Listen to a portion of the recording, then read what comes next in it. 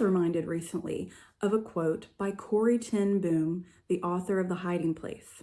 And it simply says, God has no grandchildren. And I thought, well, yeah, he has no grandchildren.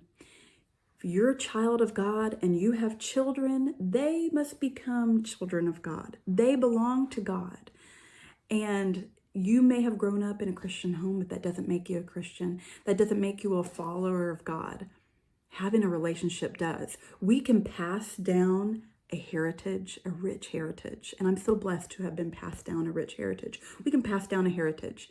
We can pass down knowledge and information, but we cannot pass down a relationship. They have to have that for themselves. You have to have it for yourself. Knowledge is wonderful. Knowledge is a wonderful thing to have.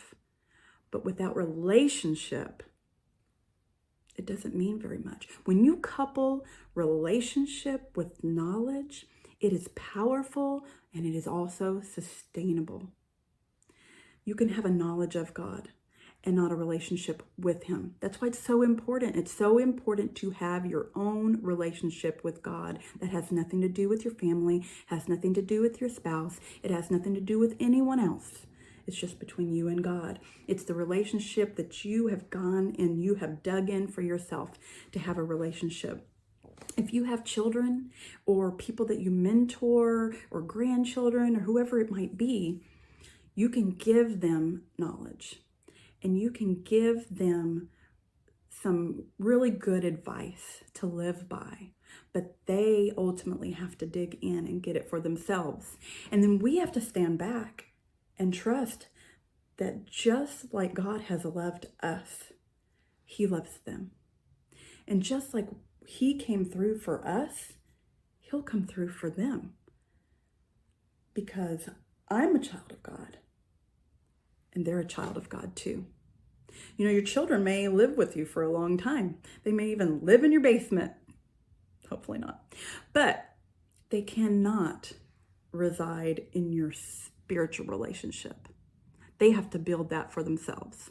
In Psalm 127, it says, unless the Lord builds the house, the builders labor in vain. And unless the Lord watches over the city, the guards stand watch in vain. We have to let the Lord build the house. We have to build a habitation for him. We have to let him build it in us and to watch over it. We can give knowledge to others. We can give them a good foundation, but we have to remember that God has to build them a house and God has to watch over them. We continue to pray, but God is their God. And he is their father. They are a child of God.